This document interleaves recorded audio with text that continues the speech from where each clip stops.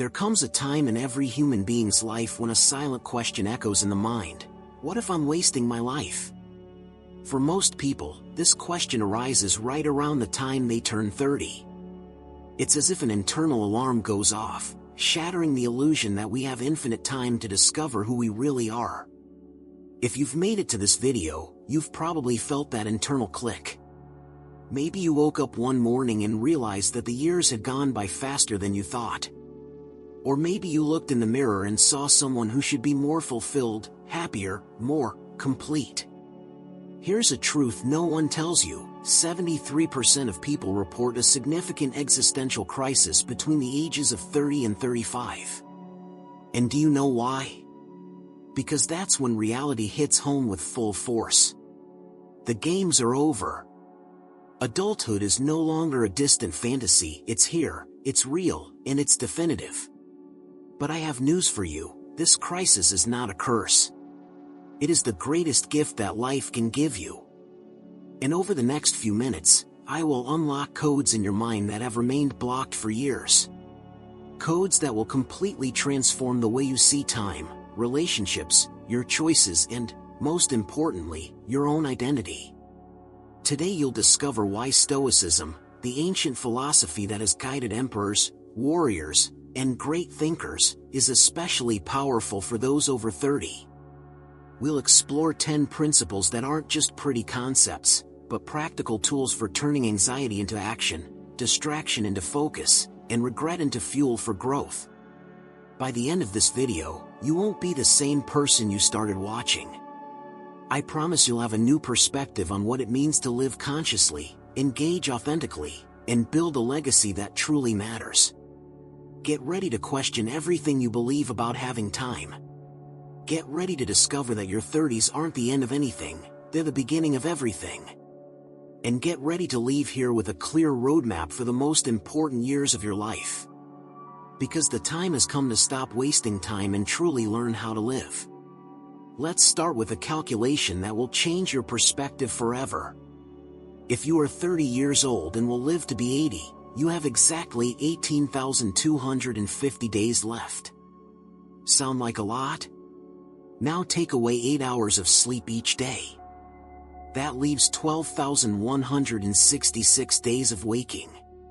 Take away time for work, eating, commuting, and basic obligations. That leaves approximately 4,000 days of conscious, free life. 4,000 days. That's it.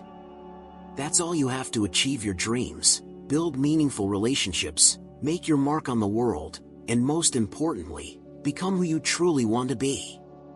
Marcus Aurelius, the philosopher-emperor, wrote in his Meditations, "It is a shame to grow weary in life's journey before its work is complete." He knew something we only discover in our 30s: time is not infinite, and this awareness should not paralyze us, it should free us. But here's what happens to most people: they face this reality with terror. They panic. They start to obsessively calculate, to lament lost years, to despair over missed opportunities. And so they waste even more time worrying about the time they've lost. The Stoic philosophers had a radically different approach. They practiced memento mori, remembering death, not as a morbid exercise, but as the most powerful fuel for an intense and meaningful life. Seneca used to say, "It is not that we have little time, it is that we waste so much." The awareness of mortality is not a sentence of despair, it is an urgent call to conscious action. Here's the first code I'm going to unlock in your mind: the urgency of mortality is the perfect antidote to life's procrastination. When you truly internalize that you have limited resources, time, energy, attention, something magical happens. You stop wasting those resources on irrelevant things. You stop wasting time with people who drain your energy. You stop putting off important decisions. You stop living on autopilot. I'm going to give you a practical technique that has changed my life and the lives of thousands of people: the 5-year exercise. Every morning, for 5 minutes, imagine that you only have 5 years of life left. How would you live this day? What conversations would you have? What projects would you prioritize? What relationships would you cultivate? This exercise is not about creating anxiety, it's about creating clarity. When you live each day as if it were finite, because it is, every moment takes on weight, every choice takes on meaning, every relationship takes on depth. Marcus Aurelius also wrote, "Much of what we say and do is not essential." If you can eliminate this, you will have more time and more peace of mind. Mortality awareness does not make you morbid, it makes you selective. It teaches you the difference between being busy and being alive. And this selectivity, this consciously directed urgency, is what brings us to the next fundamental principle. If time is limited, why do we still live seeking approval from people who don't always have our best interests in mind? There is an invisible prison that becomes especially suffocating after age 30, the constant need for approval from others. It's as if, as we mature, the weight of family, social, and professional expectations multiplies exponentially. Your parents want you to be stable. Your friends expect you to maintain the same social standards. Society demands that you follow predetermined benchmarks of success. Epictetus, who went from slavery to philosophical freedom, taught the most important distinction you can learn. There are things that are under your control and things that are not. Other people's opinions about your life belong firmly in the second category. But let's be honest about the real cost of this search for approval. First, the financial cost. How many thousands of dollars have you spent on cars, clothes, trips, gadgets, not because you really wanted them, but because you needed to prove something to someone? How many hours of extra work have you put in to maintain a lifestyle designed to impress people who, deep down, are too busy with their own insecurities to really care? Second, the temporal cost. How many hours have you wasted on conversations you didn't want to have, events you didn't want to attend, relationships that didn't nourish you, just so as not to disappoint other people's expectations? How many nights of sleep have you lost ruminating about what someone thought of what you said or did? Third, and most painful, the emotional cost. How many times have you betrayed your own values, your own instincts, your own inner voice, to receive temporary approval that never really satisfied? Here's the second code I'm going to unlock. Living for the approval of others is outsourcing your happiness to people who will never take responsibility for it. Think about it. The people who demand the most from you that you meet their expectations are the same people who, when you fail or get frustrated trying to please them, will say, "You chose. I didn't ask for anything." It's a game you can never win, because the rules are constantly changing and you are never the final judge. The Stoics developed a powerful technique called the inner court. Instead of submitting your decisions to external judgment, you create your own criteria for success based on your genuine values. You become the judge of your own life. I'm going to give you a life-changing exercise. Make a list of the 5 people whose approval you seek the most. Now answer honestly, do these people really know your dreams, your fears, your deepest aspirations? Do they have to live with the consequences of your choices? Will they be there for you in the most difficult moments? In most cases, the answer is no. We are wasting emotional energy seeking validation from people who are, at best, casual observers of our lives. This doesn't mean becoming insensitive or arrogant. It means developing the ability to differentiate useful feedback from social noise. It means valuing opinions that come from genuine love and real knowledge, not from projections or other people's insecurities. Seneca wrote, "A man who does not know where he is going has no wind in his favor." When you stop navigating the expectations of others and define your own destinies, something extraordinary happens. You discover that you have much more energy and mental clarity than you ever imagined. And this newfound energy leads us to an even more profound realization. If we don't have infinite time and can't live to please everyone, we urgently need to accept a truth that our "you can have it all" culture insists on denying. Our culture sells a seductive lie: you have your whole life ahead of you. In your 20s, this phrase sounds like freedom. In your 30s, it reveals itself to be the most dangerous illusion we can carry. The mathematical truth is relentless. By the time you're 35, you've already consumed approximately 40% of your total conscious time. Seneca observed something profound about human nature. It is not that we have little time, it is that we waste so much of it. But there is something even more subtle in this observation. We waste time because we pretend to have it in infinite abundance. Let's take a look at the most common procrastination patterns in your 30s. How many times have you said, "I'll do it when I have more time, when things calm down, after I get this done, when the kids are grown, when I retire"? Every win is a negotiation with the future, a bet that you will have more time, more energy later. But the reality is brutal. You will never have more time than you have now. And with each passing year, you will have less energy, more responsibilities, more physical limitations. Personal projects are forever put off as later. That book you wanted to write, the business you wanted to start, the trip you wanted to take, the relationship you wanted to cultivate, the skill you wanted to develop, it all goes on the endless someday list. Third unlocked code: someday is the graveyard of unfulfilled dreams. The difference between productive planning and temporal fantasy is simple. Planning has specific dates, allocated resources, and concrete steps. Fantasy has only vague intentions and an infinite timeline. When you really accept, that your time is finite and limited, something liberating happens. You stop pretending you can do it all and start consciously choosing what really matters. Limitation becomes clarity. Scarcity becomes focus. Here's a technique that will revolutionize your productivity: the 3-project maximum rule.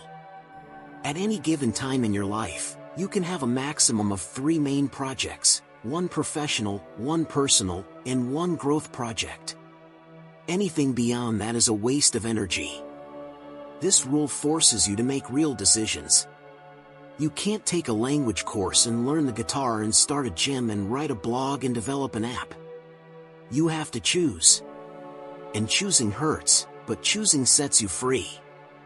Marcus Aurelius taught, confine yourself to the present. Not because the future doesn't matter, but because the present is where all real action happens.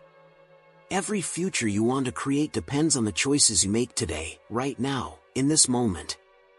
And this brings us to an even more fundamental question: if time is limited and choices are necessary, how do we decide where to invest our most precious relational energy? By the time you're 30, you probably have hundreds of contacts on your phone, dozens of friends on social media, and a social calendar that always seems full. But here's an uncomfortable question: how many of these people actually know you? How many would be available in a real crisis? How many genuinely contribute to your growth and well-being? Aristotle identified 3 types of relationships: those based on utility, what we can gain from each other; those based on pleasure, what we can enjoy together; and those based on virtue, who we really are as people. Only the 3rd type creates lasting, transformative bonds. Let's do an honest audit of your relational energy. Grab your calendar from last week and classify each social interaction into 3 categories: people who energize you, people who neutralize you, and people who drain you. Now add up the time spent in each category. Most people are shocked to discover that they spend 60 to 70% of their social time with people who do not contribute positively to their lives. Worse, we often maintain relationships that are actively harmful out of obligation, guilt, or fear of conflict. There is a hidden cost to this that we rarely calculate. Every hour spent with someone who drains your energy is an hour not spent with someone who could elevate your life. Every superficial conversation is a deep conversation that didn't happen. Every obligation meeting is a meaningful encounter that was postponed. 4th unlocked code: your relationships are the most accurate reflection of your real values, not the values you say you have. If you value personal growth but spend time primarily with people who constantly complain without seeking solutions, there is a disconnect. If you value authenticity but maintain relationships that require you to wear social masks, there is a contradiction. If you value your time but allow disrespectful people to waste it, there is an alignment issue. Quality relationships don't just happen, they're intentionally cultivated. They require calculated vulnerability, genuine presence, and what psychologists call healthy emotional reciprocity. Here's how to implement social pruning respectfully but effectively. First, identify relationships that are actively toxic, people who constantly criticize, manipulate, or drain your energy without giving anything in return. These need to be ended, not fixed. Second, recognize relationships that have simply expired, friendships that were based on who you were 10 years ago but don't reflect who you are today. It's okay to let these relationships fade naturally. Third, invest deeply in relationships that have real potential. This means quality presence, not just physical presence. It means conversations that go beyond the superficial. It means being there for the hard times, not just the fun times. For complicated family relationships, the strategy is different. You may not be able to choose your family, but you can choose how you relate to them. Set clear boundaries, communicate your needs directly, and accept that not all family relationships will be deep or nurturing, and that's okay. Seneca wrote, "No one can live happily if he considers only himself and turns everything into a question of his own usefulness. You must live for your neighbor if you would live for yourself." But that doesn't mean living for just any neighbor, it means consciously choosing the people who deserve your emotional investment. Quality relationships require the same conscious curation we apply to every other important aspect of life. And this ability to consciously choose in relationships connects directly to our next fundamental need, making peace with the choices we've already made. There's one burden that becomes especially heavy after you turn 30, the weight of past decisions. That career path you didn't pursue, the relationship you let slip away, the business opportunity you didn't seize, the risks you didn't take. Each what if becomes an invisible chain that ties you to the past and prevents movement toward the future. Marcus Aurelius faced this same dilemma when he wrote, "Accept the things to which fate binds you, and love the people with whom fate has brought you." It wasn't resignation, it was strategic wisdom. He understood that energy spent regretting the past is energy stolen from building the present. But let's be honest about the mental toll of regret.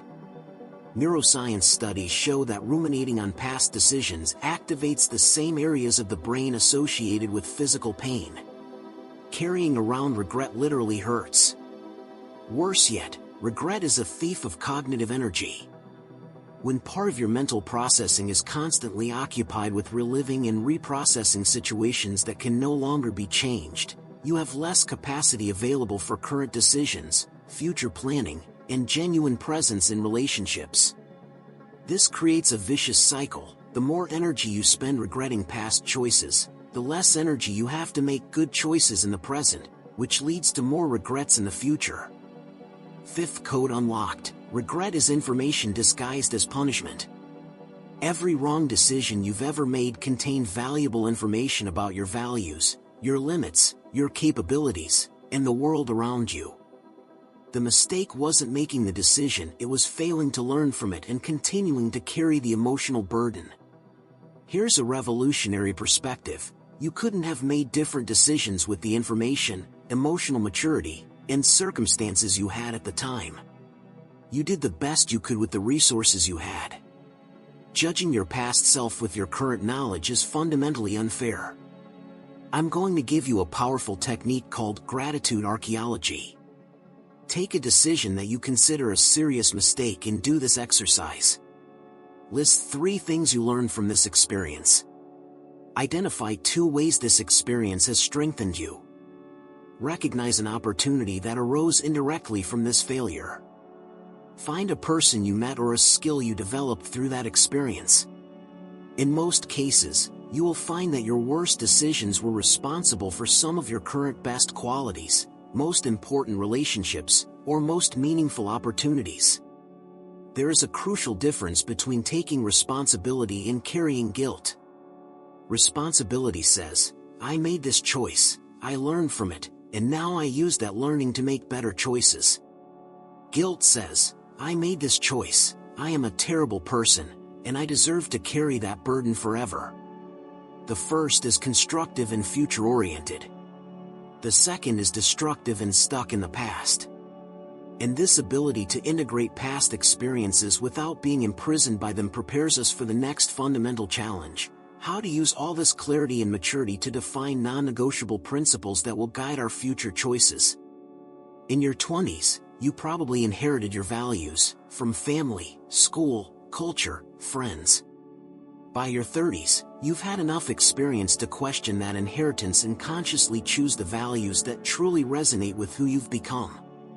This is one of the great advantages of maturity, the ability to distinguish between imposed values and chosen values. Socrates said, "The unexamined life is not worth living."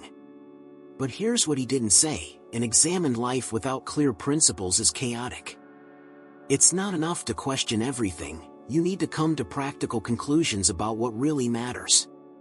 Let's do a revealing exercise. Think about the 3 most difficult decisions you've faced in the last 5 years. Now consider, what criteria did you use to make your decisions? Did you base your choices on fear or courage? On external approval or internal satisfaction? On immediate gains or long-term benefits? On convenience or conviction? The way you make decisions under pressure reveals your real values, not the values you think you have. And here's an uncomfortable truth: most people discover that their stated values and their practiced values are completely different. You say you value family, but you work 70 hours a week. You say you value your health, but you can't maintain basic self-care habits. You say you value authenticity, but your personality changes depending on the social group you're in. 6th unlocked code: your real values are revealed by your consistent choices, not by your stated intentions. The core Stoic values offer a time-tested framework: virtue over outcome, doing what is right regardless of the consequences, courage over comfort, facing necessary challenges rather than avoiding them, justice over expediency, treating others fairly even when it costs something, and temperance over indulgence, moderating excesses in all areas. But you don't have to adopt these values blindly. You need to develop your own, based on your experience and genuine reflection. Here's how to create your personal constitution. First, identify moments in your life when you felt most proud of yourself. What values were you honoring in those moments? Second, identify times when you felt ashamed or disappointed in yourself. What values were you violating? Third, imagine that you have only 1 year left to live. How would you like to be remembered? What qualities would you like people to associate with your name? Fourth, write down 5 to 7 non-negotiable principles. These are your articles of incorporation, guidelines that you will not violate even under pressure. Having clear values does not mean being inflexible or judgmental of others. It means having an internal compass that works especially well when you are lost, stressed, or facing external pressures. When someone offers you an opportunity that goes against your core values, you don't have to deliberate for weeks. The decision is automatic. When you have to choose between 2 difficult options, your values give you clear criteria for deciding. Clear values also improve your relationships. People know what to expect from you. You attract relationships that align with who you really are, rather than relationships based on false versions of yourself. And this clarity of values leads us directly to the next challenge: how to transform well-defined principles into consistent and disciplined actions on a daily basis. Here's a truth no one likes to hear: the difference between those who achieve their goals and those who just dream about them isn't intelligence, talent, or luck. It's the ability to turn intentions into consistent, daily actions. And this becomes especially critical after your 30s, when the window of time for big changes starts to narrow. Seneca observed something fascinating about human nature: every new beginning comes from some other beginning that has ended. But here's the problem: most people spend their entire lives starting and never finishing. They start diets, courses, projects, relationships, businesses, but they rarely develop the discipline to see anything through to the end. By the time you're 30 or older, you've probably accumulated an impressive collection of unfinished beginnings. Books you've read halfway through, courses you've abandoned halfway through, personal projects that have been almost done forever, habits that lasted a few weeks before disappearing. And here's why: we confuse motivation with discipline. Motivation is a feeling, it comes and goes like the weather. Discipline is a system, it works regardless of how you feel. Motivation gets you started. Discipline keeps you going when the novelty wears off and resistance sets in. But there's a specific phenomenon that affects people after 30, amplified analysis paralysis. With more experience, you see more variables, more possibilities, more potential problems. This can lead to a vicious cycle of overthinking that prevents real action. You want to change careers, but spend months researching the perfect fit. You want to start a business, but spend years planning the perfect time. You want to improve a relationship, but keep thinking about the right approach instead of having the difficult conversations that are needed. Seventh code unlocked: imperfect action is infinitely superior to perfect analysis. The Stoic philosophers developed something we call applied philosophy. It was not enough to understand concepts, you had to live them daily. Marcus Aurelius didn't just study virtue, he practiced it in every decision he made as emperor. Epictetus didn't just teach about inner freedom, he practiced it daily even as a slave. Here's how to implement the discipline of daily action in a practical way. First, eliminate the illusion of constant motivation. Accept that you won't always be inspired to do what needs to be done. Build systems that work especially when you don't feel like it. Second, use the technique of implementation intention, making decisions in advance about when and how you will act. Instead of "I will exercise more," decide "I will walk 30 minutes every Monday, Wednesday, and Friday at 7 a.m., regardless of the weather or my mood." Third, apply the 2-minute rule. If something can be done in less than 2 minutes, do it right away. If it takes more time, schedule a specific time to do it. Nothing falls into the "I'll do it later" gray area. Fourth, build feedback loops that reinforce progress. Track simple metrics that show movement in the right direction. Celebrate small, consistent wins instead of waiting for big results. Fifth, develop what psychologists call quick recovery protocols. When you fail, and you will fail, have a specific plan in place to get back on track quickly. The difference between disciplined and undisciplined people isn't the absence of failure, it's the speed of recovery. Discipline is not a natural talent, it's a skill that develops through deliberate practice. And like any skill, it improves with conscious repetition and adjustments based on feedback. Marcus Aurelius wrote, "At dawn, when you have difficulty getting up, remember, I wake up to do the work of a human being. Why then should I be upset, if I am going to do what I was born and lived for?" He understood that discipline begins with clear purpose, not willpower. And this daily discipline becomes especially important as we face our next challenge: how to maintain our standards and values in a world that constantly pressures us to conform to expectations we did not choose. There is an invisible script that our society writes for our lives. Graduate by 22, get a good job by 25, get married by 30, buy a house by 32, have children by 35, achieve financial stability by 40.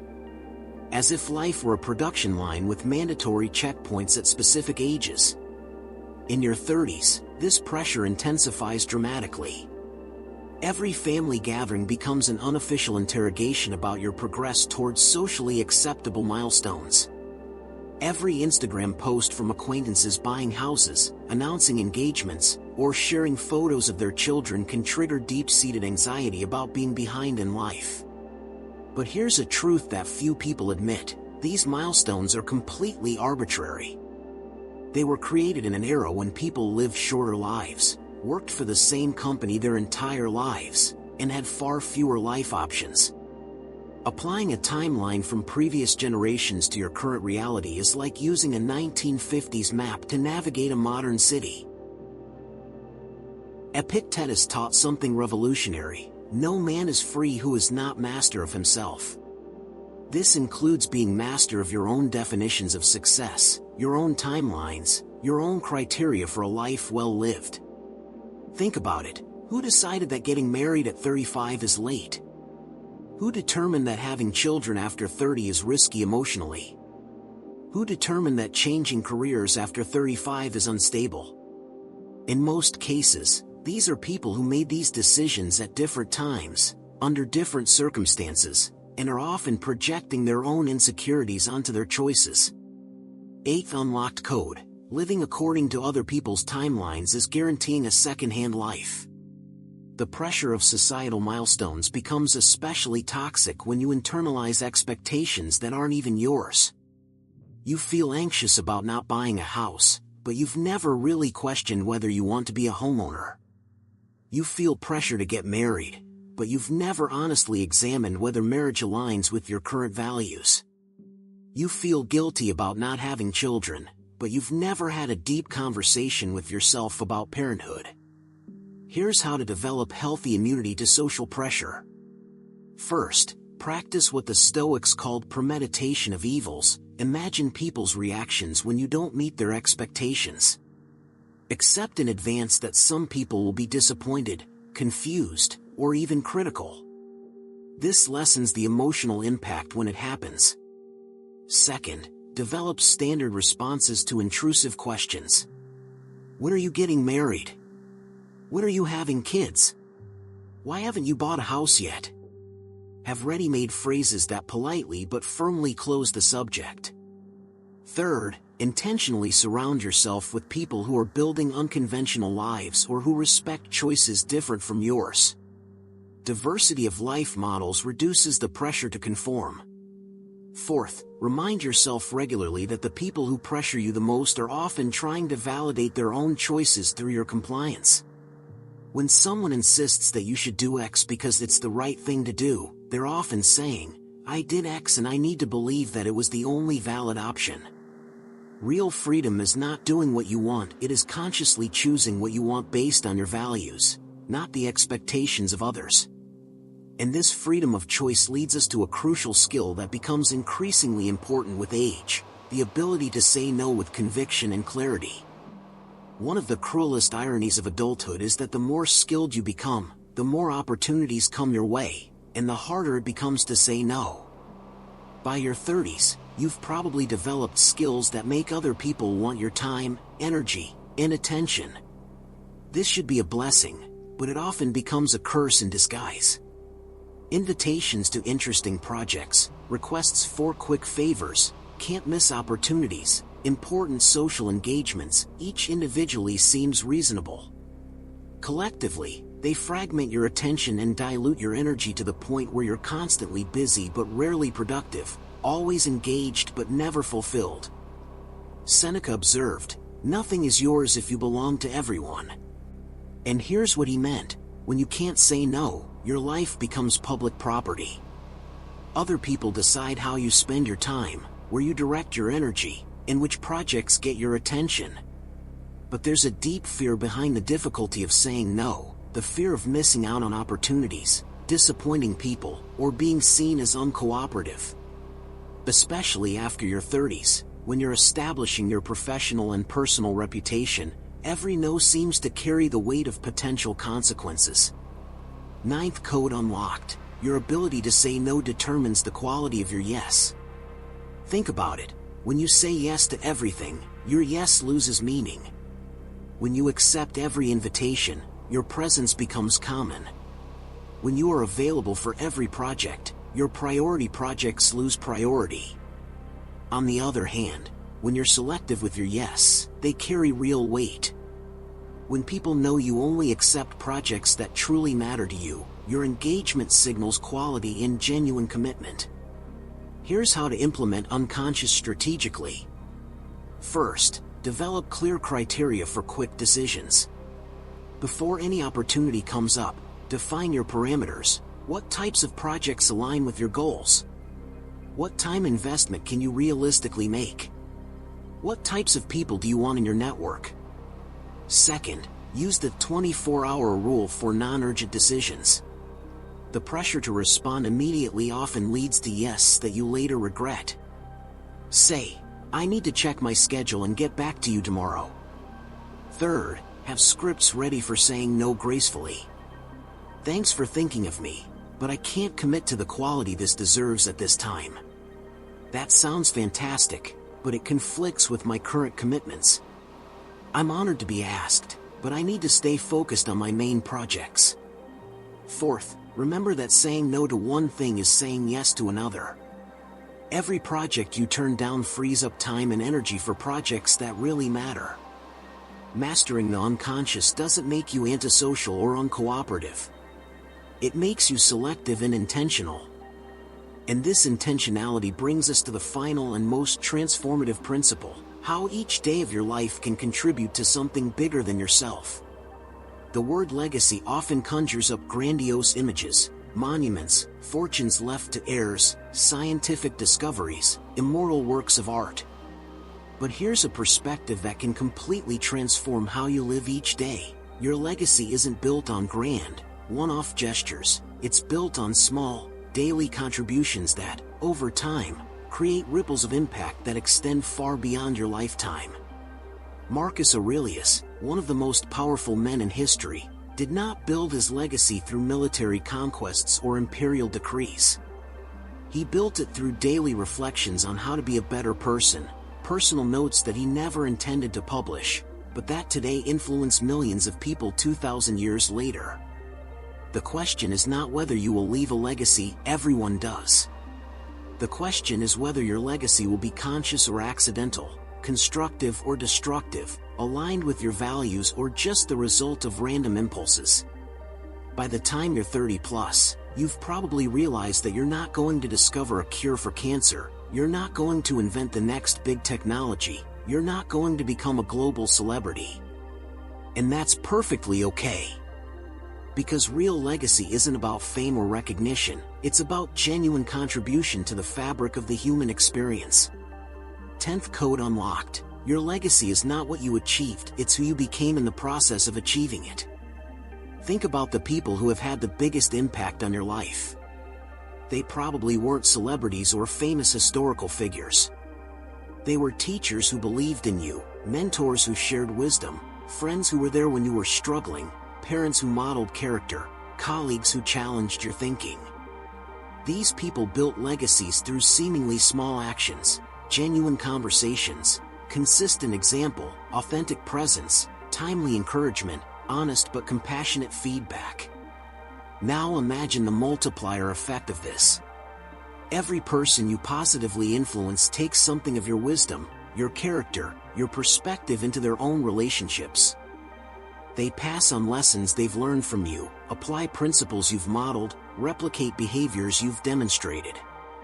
Here's how to consciously build legacy every day.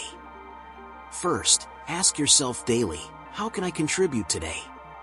Not necessarily through grand actions, but through quality presence, genuine listening, sincere encouragement, consistent example. Second, invest in the next generation.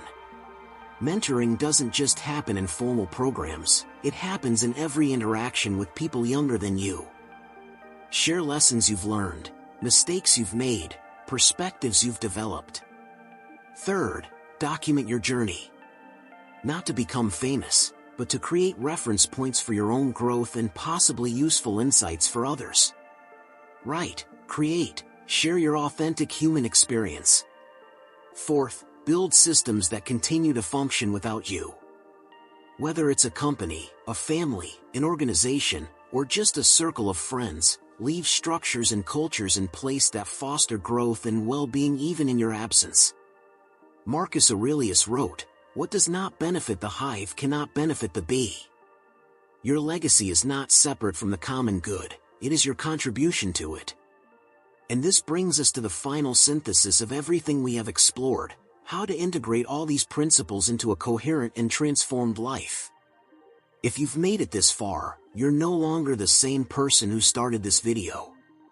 Because knowledge that doesn't transform is just intellectual entertainment, and you've just unlocked codes that, applied consistently, will completely rewrite your life experience. Let's recap the 10 codes we've unlocked together. The urgency of mortality as an antidote to procrastination.